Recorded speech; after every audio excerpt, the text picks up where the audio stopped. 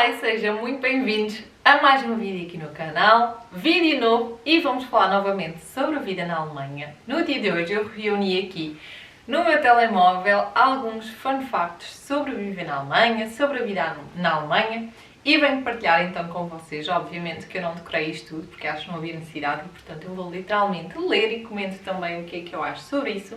O primeiro fun fact que eu encontrei e achei muito interessante: existem cerca de 90 bilhões, não é milhões, é bilhões de árvores na floresta alemã, o que representa mais de 1000 árvores por habitante. Isso foi algo que eu notei logo, mas logo desde que cheguei aqui. Vocês aqui, para além de terem imensas árvores, têm muita vida, sabem? Têm muito verde.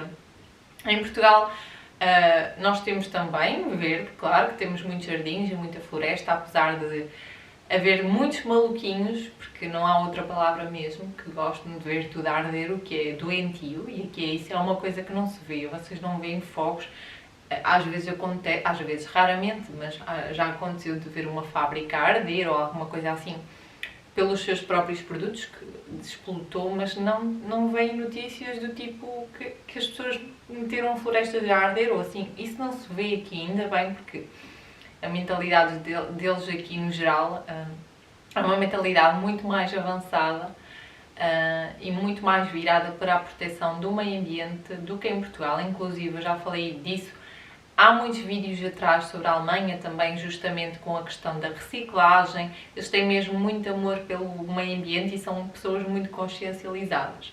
Mas o que eu queria referir é que aqui eu noto muito que mesmo, por exemplo, nas autoestradas e isso, vocês veem a natureza intacta. Eles, claro que nota-se muito que eles têm o cuidado de manter sempre as bermas limpas, veem muitas vezes os caminhões a cortar as árvores, a parar e isso tudo.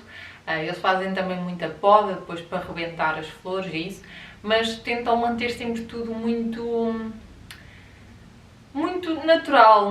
Não é a palavra que eu quero usar, mas acho que vocês conseguem entender. Preservam muito a natureza tal como ela é, intocável. Vocês veem mesmo os parques, por exemplo, os parques em Portugal são muito mais artificiais do que aqui. Eu posso-vos mostrar, se vocês tiverem interesse em que eu faça, por exemplo, um vídeo a mostrar um parque aqui da cidade, porque nós temos imensos, eu amo todos, mas claro que tenho os meus especiais. Digam nos comentários que eu posso, um dia que vá passear pelo parque, posso claramente gravar e mostrar-vos. E eu sinto que os parques aqui vocês veem que são muito mais intocados. Têm flores, claro, flores muito bonitas e isso. Ainda assim, por exemplo, não vem como em Portugal, que a erva é toda cortadinha e a própria erva é semeada. Vocês veem que aqui aquelas flores que estão ali mesmo tal como elas nasceram. Está assim tudo perfeitinho. E isso eu acho que é algo que também dá a sua graça, é muito especial, eu acho muito bonito. E gostava muito de vos mostrar, agora fiquei com essa coisinha aqui, porque acho que vocês iam gostar e iam achar diferente. Estava aqui a olhar, porque aqui no meu jardim, que nada mais é do que, sei lá, é um espaço super pequenino, não sei, não tenho noção dos metros quadrados, mas é super pequenino e tem logo aqui 3 árvores, um pinheiro enorme. Para quem me acompanha no Instagram vê muitas vezes esta vista, que eu de manhã acordo com esta vista lindíssima e publico logo stories, porque eu amo a natureza e depois os esquilos, os passarinhos, eu acho isso incrível e portanto quando eu vi este fun fact acho que fazia todo o sentido incluir, porque efetivamente se vocês vierem à Alemanha é isso que vocês vão ver espaços verdes incríveis, muito preservados, muito naturais mesmo. Eu acho que isso é algo que se nota um pouco por toda a Alemanha, pelo menos todas as zonas que eu já visitei têm espaços verdes grandes e que mantêm a sua naturalidade, digamos assim. Em segundo lugar, acho que algo que eu também achei assim bastante interessante e que é algo muito falado aqui entre eles: a lei de proteção ao animal é levada muito a sério e quem descumpre a lei, ou seja, quem não cumpre a lei, sofre graves penalizações.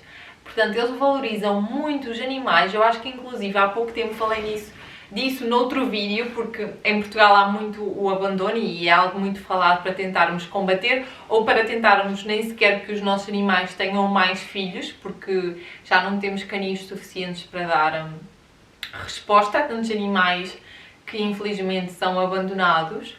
E aqui vocês não veem isso, porquê? Porque vocês, para terem um animal, neste caso falando de cães, aqui falam em todos os animais no geral, mas eu agora reduzindo mais para os cães, que é aquilo que eu tenho mais noção, porque são as minhas famílias que têm cães, vocês têm que pagar, vocês pagam um seguro para o vosso cão anual, como se tivessem um filho, sabem? Têm que pagar uma prestação. O animal tem que estar registado, como é óbvio, tem que ter chip, tem que ter toda a documentação e vacinação em dia. Então, os custos para ter um animal são muito mais elevados e daí as pessoas também têm muito mais consciência de se realmente querem ou não ter um cão.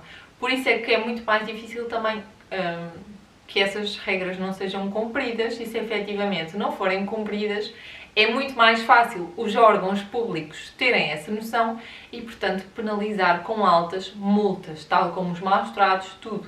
Um animal aqui funciona literalmente como uma pessoa, o que eu acho que é de grande valor. Uma outra curiosidade, a capital Berlim é 9 vezes maior do que Paris. Eu nunca estive em Paris, mas eu quando vi este fun fact, eu não tinha ideia, porque eu não tenho assim muita ideia dos países dos países, neste caso, de cidades, em que ainda não estive. Eu falei país porque nunca estive na França e, portanto, também não tenho noção a cidade de Paris, o quão grande é, mas imaginem 9 vezes. Ou seja, na cidade de Berlim cabem 9 vezes a cidade de Paris, o que eu acho que é algo assim... Meu Deus, se eu já acho que Dortmund é grande, então Paris, meu Deus, Paris não, neste caso Berlim. Outra curiosidade, que esta por acaso eu já sabia, até porque no ano passado foi proibido e foi nessa altura que eu fiquei a saber desta regra. Os alemães só podem comprar e queimar fogos de artifício uma vez por ano e essa vez é na passagem de ano e inclusive no ano passado para atenuar a propagação do vírus, né, do corona, eles proibiram o fogo de artifício e, portanto, imaginem a frustração que é para os alemães, não é? Porque nós em Portugal temos fogo de artifício, foguetes, todo o ano, não é? Até porque, principalmente quem vive em pequenas aldeias, como eu vivia, está muito habituado a isso. Nós normalmente temos aquela festinha da terra. Comentem se vocês são assim de pequeninas aldeias que também tenham este tipo de festividades. Nós temos aquela festa da terra, que a minha festa neste caso é em agosto. Depois há sempre o fogo de artifício, todos os dias durante a festa há foguetes ao longo do dia.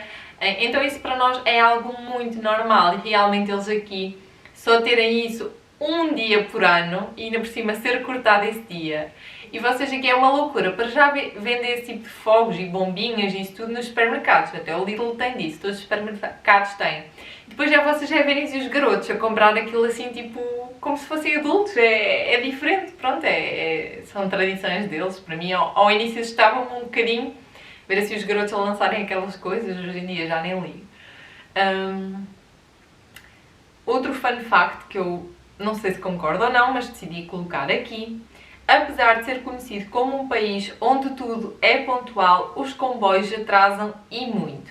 Eu acredito que talvez isto aqui venha de alguém que vive em grandes cidades, ou não sei se isto aqui foi escrito por alguém ou se é assim dados recolhidos, mas pelo menos aqui em Dortmund eu ainda andei durante bastante tempo, portanto eu cheguei em julho e comprei carro em fevereiro ou março do ano seguinte, portanto eu ainda andei meio ano, mais de meio ano, de transportes públicos e sempre funcionaram muito bem.